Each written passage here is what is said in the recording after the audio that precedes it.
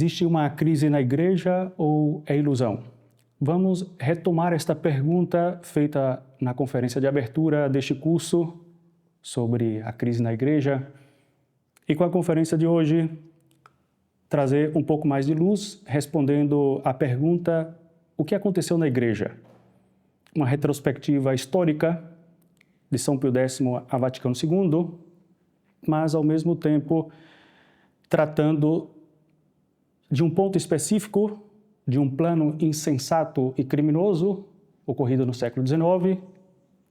Logo falaremos de São Pio X com a encíclica Pascendi, o modernismo subterrâneo, a nova teologia condenada por Pio XII e concluiremos com Fátima e o terceiro segredo.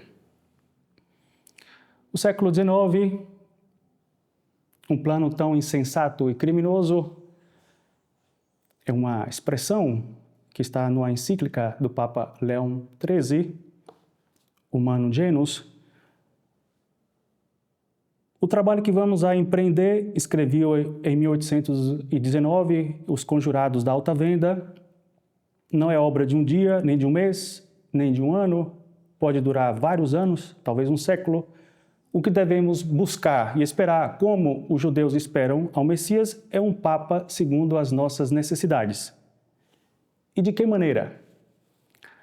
Antes de tudo, se trata de preparar para este Papa uma geração digna do reino que sonhamos, que o clero caminhe sob nosso estandarte, crendo sempre que caminha sob a bandeira das chaves apostólicas. Vocês pretendem fazer desaparecer o último vestígio dos tiranos e opressores? Lancem suas armadilhas, redes, como Simão Bar Jonas, lancem-nas nas sacristias, nos seminários e nos mosteiros, em vez de lançá-las no fundo do mar. E se vocês não tiverem pressa, nós lhe prometemos uma pesca ainda mais milagrosa que a dele. O pescador de peixes tornou-se o pescador de homens. Vocês semearão amigos em torno da cátedra apostólica. Terão assim pregado uma revolução com tiara e pluvial, marchando com a cruz e o estandarte, uma revolução que precisará ser pouco instigada para lançar fogo aos quatro cantos do mundo. Que diz a história? Que agora não é pelo caminho da heresia, não é fora da hierarquia, que a transformação, para não dizer a reforma da igreja, vai a realizar-se, posto que é o mesmo chefe da hierarquia quem toma a iniciativa do movimento. Afirmo, isso dizia um sacerdote apóstata, o padre Roca, que estamos chegando ao derrubamento definitivo da antiga ordem religiosa, política e econômica, e anuncio o começo de um ciclo completamente novo, desde todos os pontos de vista, na igreja, no Estado, na família e em todos os círculos da atividade humana. O mesmo padre Roca diz: prepara-se uma imolação que expiará solenemente. O papado sucumbirá, morrerá sob o punhal sagrado que forjarão os padres do último concílio. O César papal é uma hóstia coroada para o sacrifício. Monsieur Lefebvre, no seu livro Golpe de Mestre de Satanás, dizia que justamente o golpe de mestre de Satanás será, por conseguinte, difundir os princípios revolucionários introduzidos na igreja pela autoridade da própria igreja, pondo esta autoridade em uma situação de incoerência e de contradição permanentes.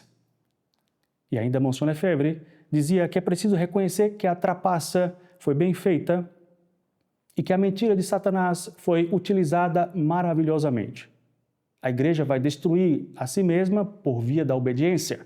A igreja vai se converter ao mundo herege, judeu, pagão, pela obediência, mediante uma liturgia equívoca, um catecismo ambíguo e cheio de omissões e de novas instituições baseadas sobre princípios democráticos. Satanás conseguiu verdadeiramente um golpe de mestre, conseguiu fazer com que sejam condenados aqueles que conservam a fé católica por aqueles mesmos que a deveriam defender e propagar. Num prólogo à obra de Pierre Virion, o padre Júlio Mainvielle dizia que este problema era identificado com o Mysterium Iniquitatis. Com efeito, o mistério da iniquidade, posto que ainda não tenha aparecido o anticristo, já se opera somente falta que aquele que agora o retém desapareça.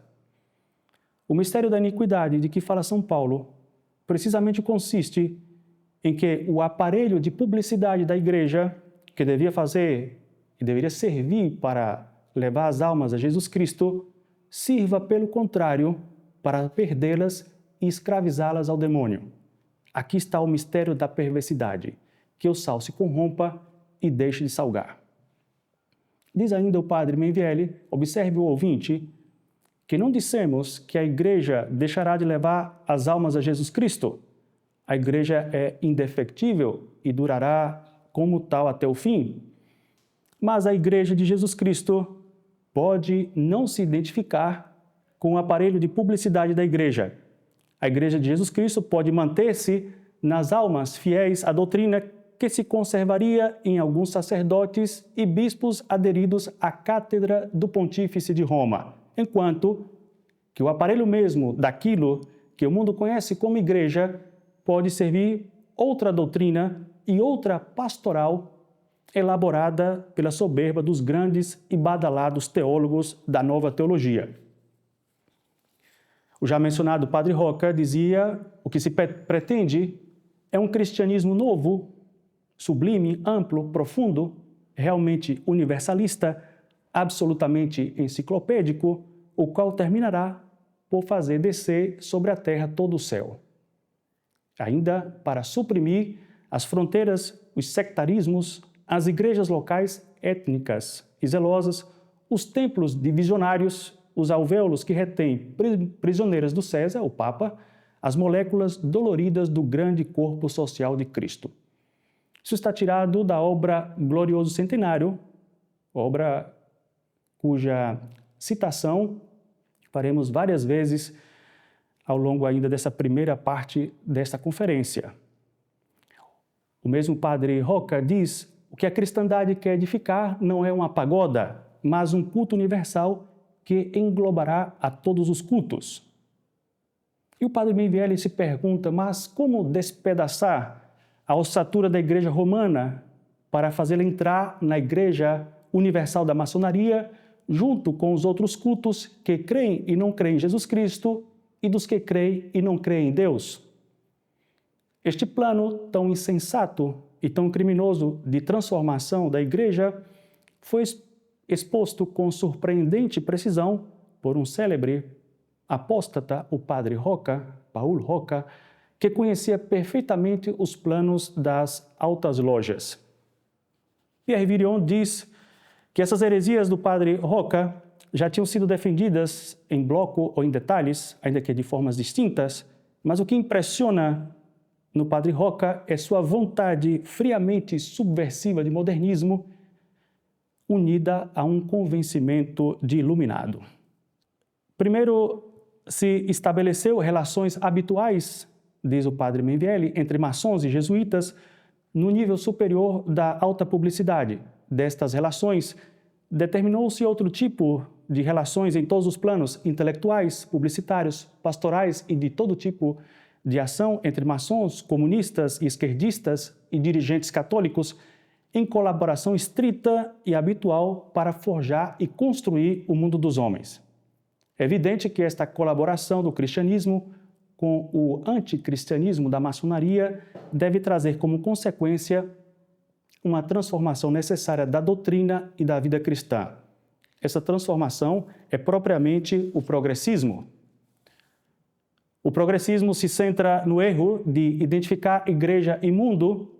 Ao homem se lhe dará uma nova dimensão, a do mundo. Com isso é suprimida a necessidade de salvar. Com isso é suprimida a necessidade de um Deus salvador. Cristo não veio para salvar o mundo. A igreja não é necessária para salvar ao homem.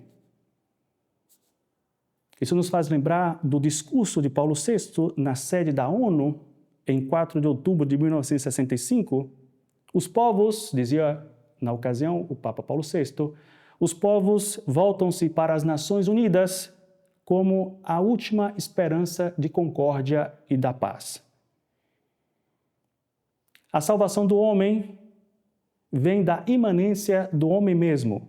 O homem é Deus no mais profundo do seu ser. Portanto, não existe uma igreja, nem um Deus transcendente ao homem. Pode-se e deve-se falar uma linguagem teísta acomodada ao vulgo, mas em realidade não é senão expressão esotérica exterior da total imanência do divino no homem e no mundo. Esta é a única realidade esotérica que unifica todas as religiões da humanidade. Por isso, o culto do homem e da humanidade, o culto das lojas maçônicas, hão de se impor como único culto da verdadeira humanidade. Na sessão, na clausura do Concílio Vaticano II, discurso do Papa, também no dia 7 de dezembro de 1965, ele diz: nós, mais do que qualquer outro, nós temos o culto do homem. Uma outra coisa julgamos digna de consideração: toda essa riqueza doutrinal do Concílio Vaticano II orienta-se apenas a isso, servir o homem. A Igreja declarou-se quase a escrava da humanidade no mesmo discurso do Papa Paulo VI. Para ser universal, esse culto não pode dirigir-se mais do que a um Deus único, Deus aqui em minúscula, cuja presença, esse Deus único, está como velado, invisível, sobre os véus de cada uma das religiões, e ele será revelado pela ciência e pela iniciação. A iniciação maçônica, quem será esse Deus único revelado? O homem.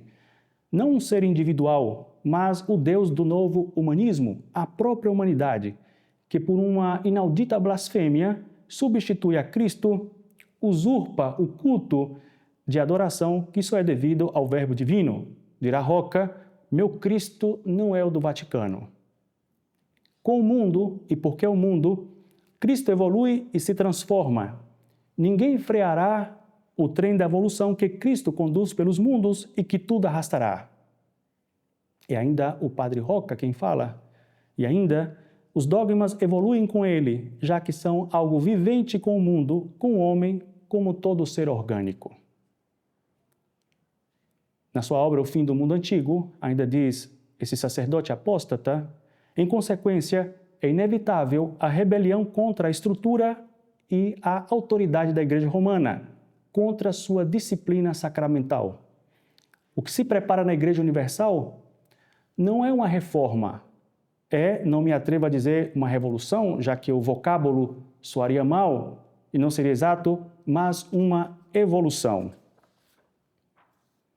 Eis aqui um parágrafo no qual o Padre Roca não disfarça o assalto contra Roma. Em sua forma atual, o papado desaparecerá.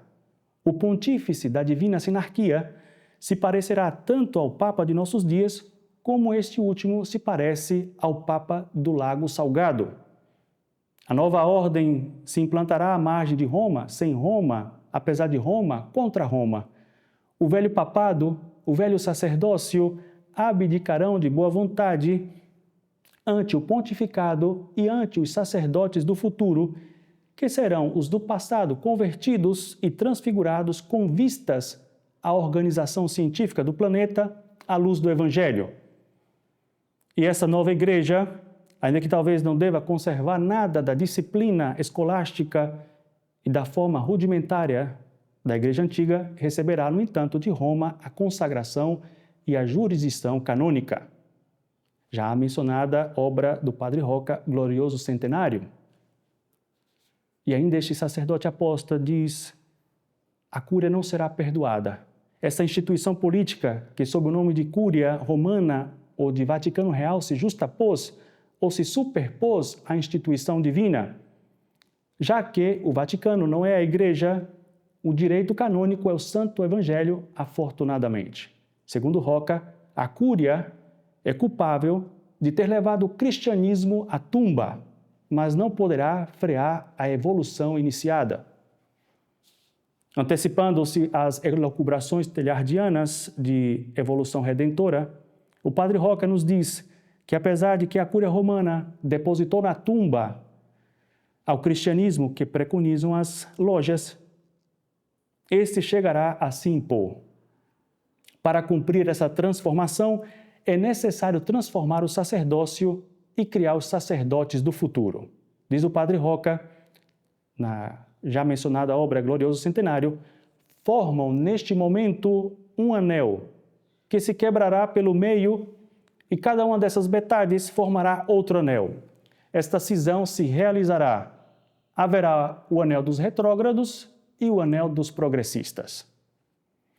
Os novos sacerdotes não terão uma missão primeiramente sobrenatural e de salvação das almas, mas uma transfiguração econômica, científica e social dos nossos mistérios religiosos.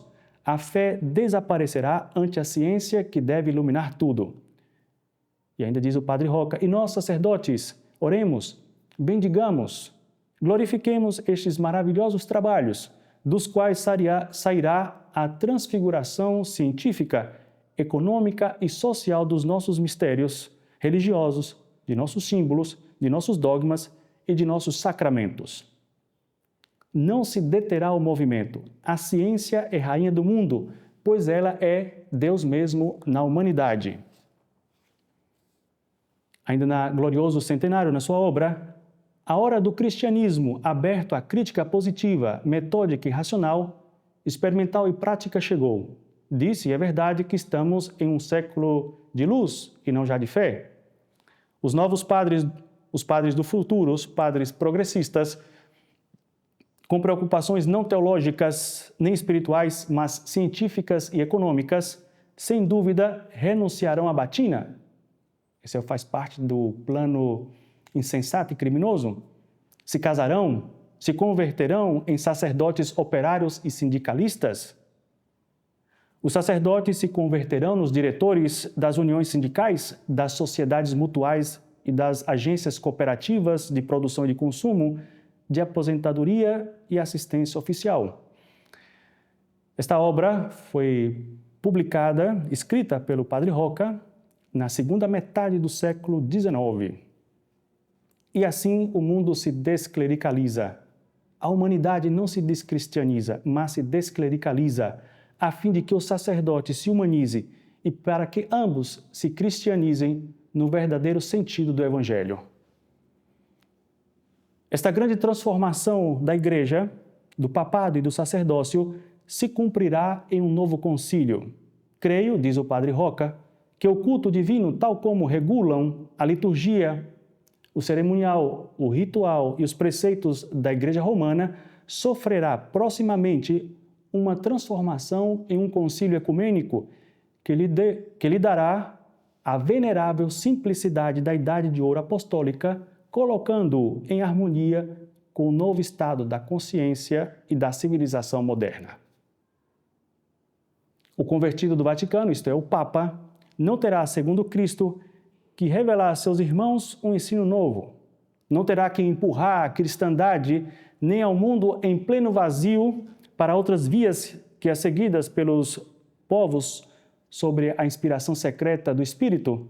Simplesmente, o Papa deverá confirmá-los nesta civilização moderna cujos princípios evangélicos, cujas ideias e obras essencialmente cristãs se converteram sem que saibamos nos princípios, nas ideias e obras das nações regeneradas antes de que Roma tenha pensado em preconizá-las. O pontífice se contentará com confirmar e glorificar o trabalho do Espírito de Cristo, ou de Cristo Espírito, sobre o Espírito público e, graças ao privilégio da sua infalibilidade pessoal, declarará canonicamente urbi et orbi que a civilização atual é filha legítima do Santo Evangelho da redenção social. Já a mencionada obra Glorioso Centenário do Padre Roca. Este foi o plano sinistro e criminoso que prepararam as lojas maçônicas no final do século XIX. Dessa sorte, mediante a nova religião do progressismo, o culto católico é trocado pelo culto maçônico da fraternidade universal, a transformação começou, como dissemos no início, no alto nível da teologia nova dos grandes teólogos badalados. Não há dogma que fique em pé, nem o do pecado, nem o da graça, nem o de Cristo, nem o de Deus. Tudo é subvertido em nome da ciência e dos princípios maçônicos. A nova teologia do progressismo, elaborada pelos teólogos de prestígio, invade seminários, universidades e casas de formação e configura a mentalidade das novas gerações eclesiásticas. Em 1968, o padre Júlio Mevielli afirmava com uma lucidez e precisão próprias de um teólogo acostumado a pensar e ver a realidade com princípios da verdadeira doutrina católica. Ele dizia o seguinte: uns anos mais, e se não houver uma intervenção direta da mão de Deus, o aparelho de publicidade da Igreja Católica professará uma religião completamente distinta daquela que nos ensinou Jesus Cristo e que nos foi transmitida pelos santos padres, doutores e santos da igreja bimilenária. Por isso, este furor satânico que se desatou contra a igreja pré-conciliar. Em uma entrevista de Monsignor Lefebvre, a infiltração do modernismo na igreja, ele dizia: o Papa São Pio X, na sua primeira encíclica, escrevia: hoje, o inimigo da igreja não está mais no exterior da igreja, está no interior. E o Papa não hesitava em designar os lugares onde ele se encontrava. O inimigo se encontra nos seminários. Por consequência, já no início do século XX, o Santo Papa Pio X, na sua primeira encíclica, denunciava a presença de inimigos da igreja nos seminários. Denunciava essa divisão na igreja, uma certa ruptura no interior mesmo da igreja e do clero. Era o que dizia o padre Roca, que estava se formando naquele momento um anel que se dividiria em dois, o anel dos retrógrados e o anel dos progressistas. Dom Lefebvre observava: eu não sou mais jovem e já tive ocasiões ao longo de minha vida de seminarista, de minha vida sacerdotal e de minha vida episcopal, de constatar essa divisão. E isso já no seminário francês de Roma, onde eu fazia os meus estudos. Chegamos a São Pio X e a encíclica Pascendi, a luta de São Pio X contra o modernismo. A obra do mistério da iniquidade, destruição real e construção aparente, é urdida de acordo com um plano preconcebido, como já vimos, para destruir a igreja desde o seu interior. E este plano não é uma ilusão. Foi antevisto pelo papado nos inícios do século XX. São Pio X escreveu: não se afastará, portanto, da verdade quem os tiver como os mais perigosos inimigos da igreja. Estes, em verdade, como dissemos, não já fora, mas dentro da igreja, tramam seus perniciosos conselhos. E por isso, é por assim dizer, nas próprias veias e entranhas dela que se acha o perigo. Tanto mais ruinoso, quanto mais intimamente eles a conhecem. Além de que, não sobre as ramagens e os brotos, mas sobre as mesmas raízes, que são a fé e suas fibras mais vitais, é que meneiam eles o machado. Os autodemolidores constroem uma falsa igreja, mais ou menos adaptada ao mundo in malignum positus. É uma igreja simulada e simuladora, que toma conta da imensa maioria dos católicos. É a simulação ou a construção de uma falsa igreja que coincide com o mistério da iniquidade.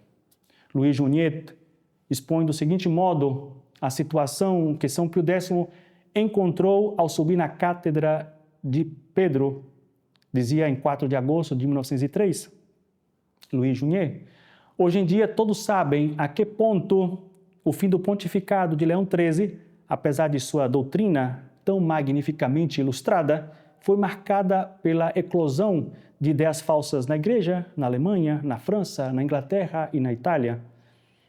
Basta ler as memórias de Loisy para ver o quanto a filosofia, a teologia, a história, a exegese, a disciplina eclesiástica e o pensamento político-social estavam impregnados dos erros da moda.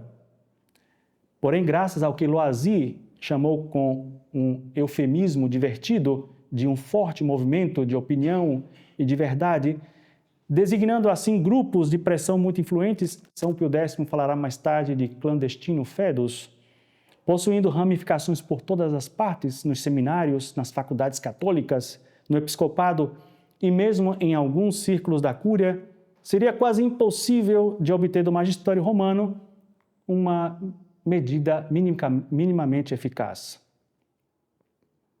Esta apresentação de Louis Juniet nos permite compreender o papel capital que São Pio X desempenhou na ação contra o modernismo. Em face deste erro multiforme, a primeira medida do seu pontificado foi a condenação, já no final de 1903, das principais obras do padre Alfred Loisy, um dos chefes da fileira do modernismo. Em 1907, outras medidas mais genéricas vieram completar essa ação. Em 15 de abril de 1907, em uma alocução consistorial, o Papa declarou que os que mais devem ser temidos são os que dentro da Igreja professam erros monstruosos.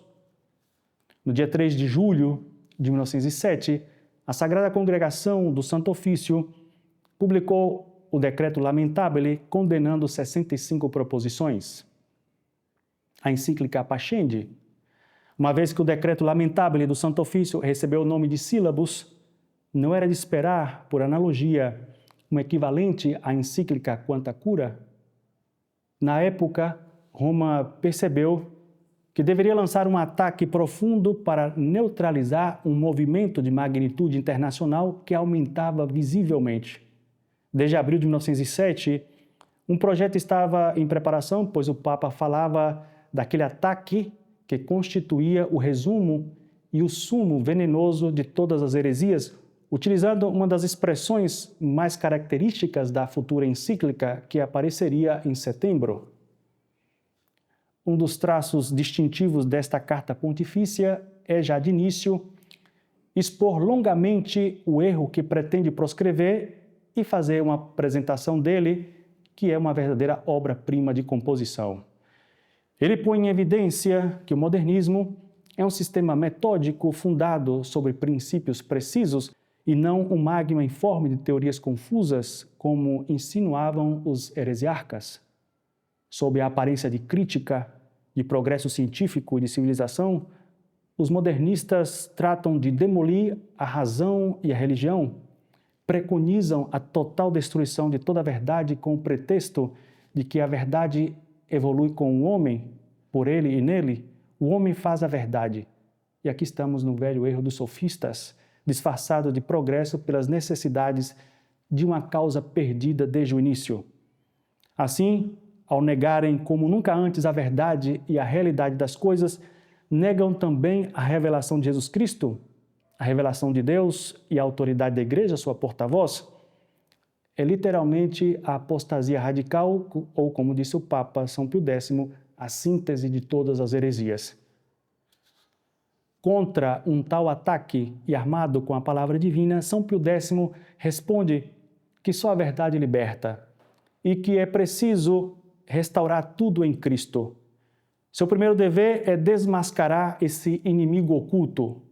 E como cada modernista une e mistura em si mesmo, por assim dizer, várias personagens, a saber, o filósofo, o crente, o teólogo, o historiador, o crítico, o apologista e o reformador, o Santo Papa revela claramente este monstro apocalíptico de 7 cabeças.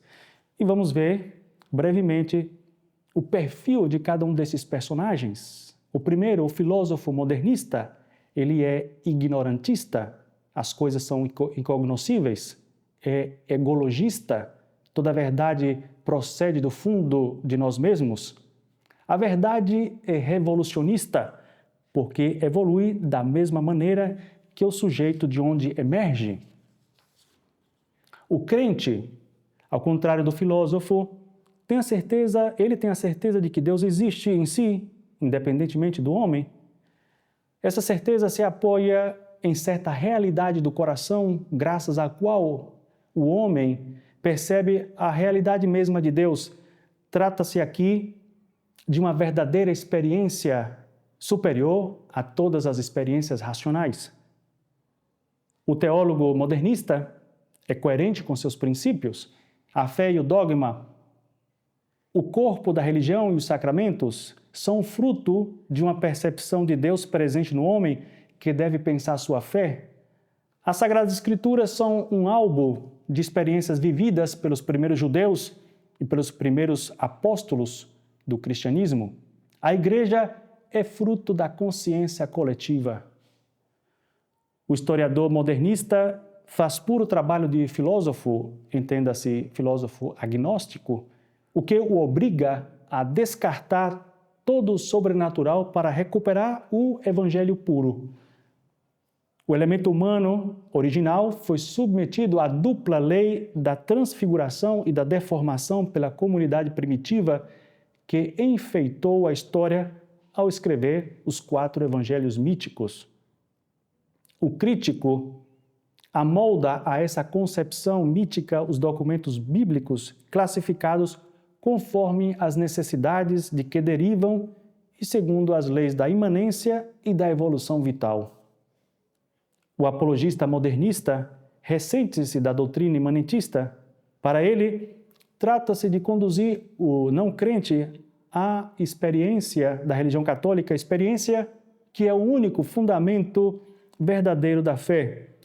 Convida-o a entrar nessa igreja Reino de Deus, depois de ter assimilado entre as formas dogmáticas e de culto as que mais lhe convêm. O reformador, o último desses personagens, pretende tirar o pó de 1900 anos de conformismo para recuperar o frescor da idade apostólica.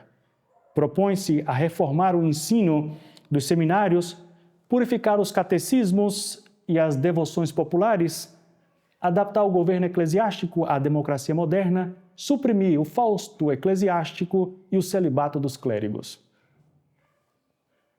Incapazes de negar a precisão do texto da encíclica da Pascendi, porque São Pio X desmantelava o motor mesmo desta infernal máquina modernista, os modernistas insinuaram que a encíclica não se referia a ninguém, pois nenhum modernista havia ensinado essas opiniões em seu conjunto.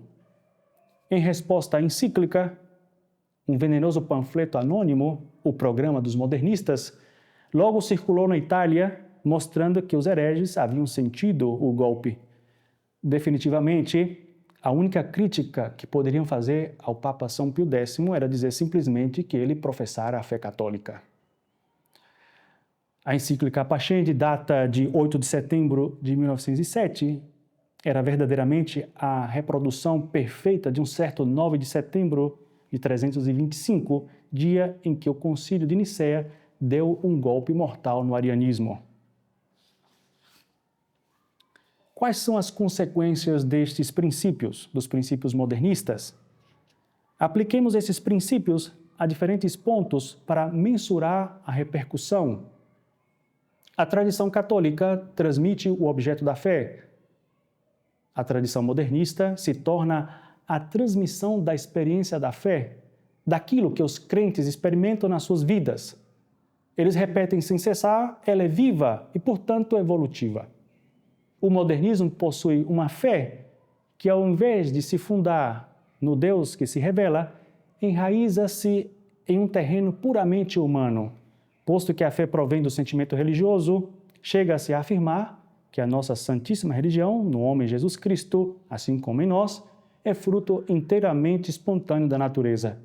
Em verdade, há algo mais capaz de destruir toda a ordem sobrenatural? Esse naturalismo tem por consequência o indiferentismo religioso. Com efeito, a que título certas experiências religiosas seriam mais verdadeiras ou melhores do que outras? Todos os sentimentos religiosos são respeitáveis, dignos de ser acolhidos e, portanto, todas as religiões são válidas. Lembremos esse discurso do Papa Francisco em sua viagem apostólica à Indonésia, a Papua Nova Guiné. Ele dizia: todas as religiões são um caminho para nos aproximarmos de Deus. E faço esta comparação. São como línguas diferentes, diversos idiomas para chegarmos lá. Será isto verdade? Continua o Papa Francisco. Só há um Deus. E as nossas religiões são linguagens, caminhos para chegar a Deus. Uns Sikh, outros muçulmanos, outros hindus, outros cristãos, são caminhos diferentes. Logo vemos que o ecumenismo é uma consequência do imanentismo. Não há uma verdade, mas tantas quantas pessoas. É a fantasia subjetiva do homem no lugar da realidade objetiva de Deus.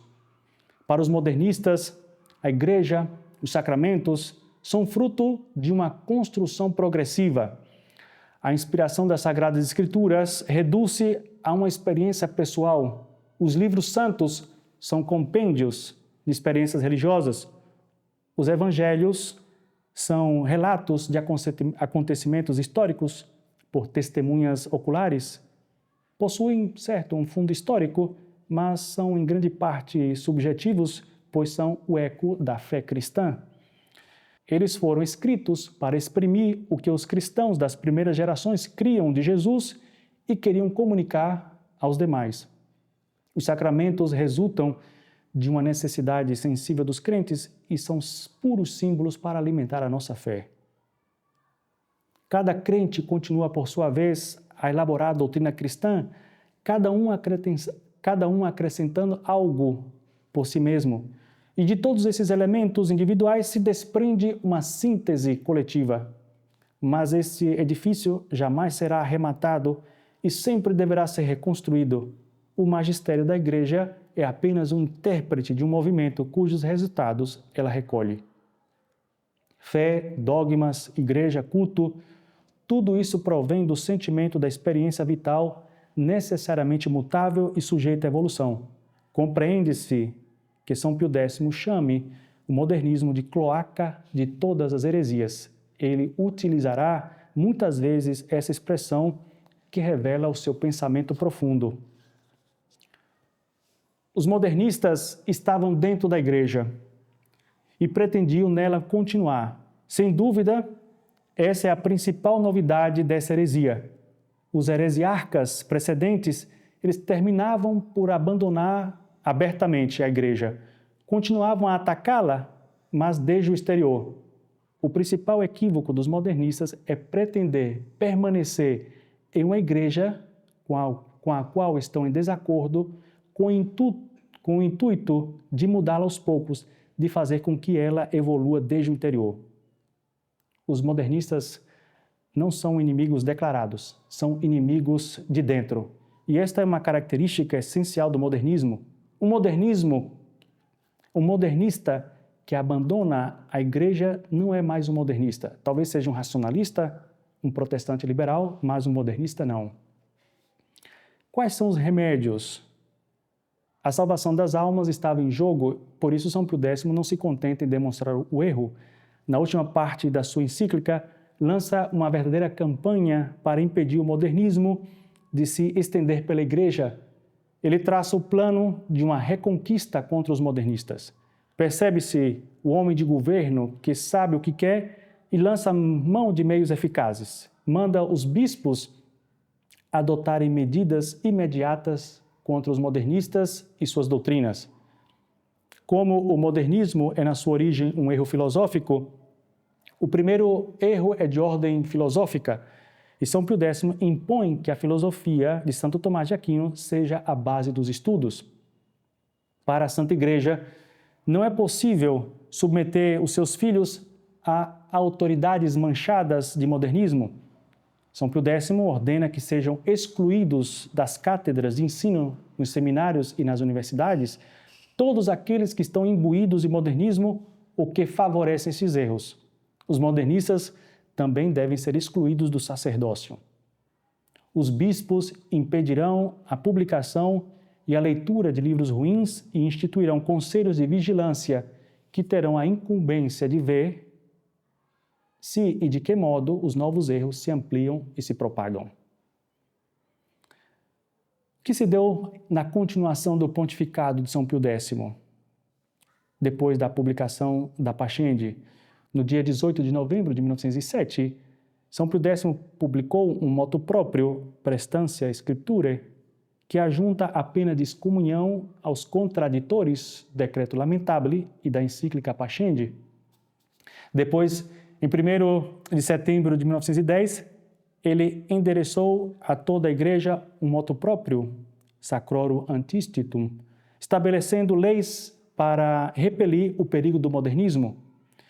Neste documento, o Papa não hesita em afirmar que, apesar das condenações precedentes, os modernistas, são palavras do Papa, diz, não cessaram de arregimentar e filiar em uma associação secreta novos adeptos e inocular neles, nas veias da sociedade cristã, o veneno das suas opiniões. O perigo é muito atual. No interior mesmo da Igreja, notadamente entre o clero, os modernistas formaram uma sociedade mais ou menos fechada. O Papa promulga, portanto, um juramento antimodernista que deve ser prestado por todo o clero, ao menos antes de receber as ordens maiores, o subdiaconado, o diaconado e o presbiterado. Também deve ser prestado pelos professores e, de modo geral, por todos os padres que acedem a uma função. O Papa Paulo VI, depois do Concílio Vaticano II, em 1967, suprimiu o juramento antimodernista. São Pio X via longe e sabia que muitos não o seguiam, pois os santos têm um amor pela verdade e uma detestação do erro, que eles são inspirados por Deus, mas que os outros homens compreendem mal. Ao bispo de Bérgamo, São Pio X confidenciava: alguns me acusam de ser pessimista e de ver o mal em toda parte, mas o mal latente é muito mais grave e extenso do que se pode imaginar, e jamais haverá vigilância o bastante para descobri-lo. No dia 27 de maio de 1914, escreveu aos novos cardeais que acabava de introduzir no Sacro Colégio: entre tantos perigos e em toda ocasião, não deixei de fazer com que minha voz fosse ouvida, a fim de admoestar os que estão em erro, assinalar os danos e traçar aos católicos o caminho a seguir. Mas minha palavra não foi sempre, nem por todos, bem escutada ou interpretada, por mais clara e precisa que tenha sido. Muito obrigado. Os novos modernistas, com a publicação da encíclica Pascendi, ela representou um formidável golpe ao desenvolvimento do modernismo. Os leigos de boa-fé, que haviam sido atraídos para as ideias modernistas, sem verdadeiramente as compreender, rejeitaram os erros. A imprensa católica, por sua vez, denunciou o modernismo.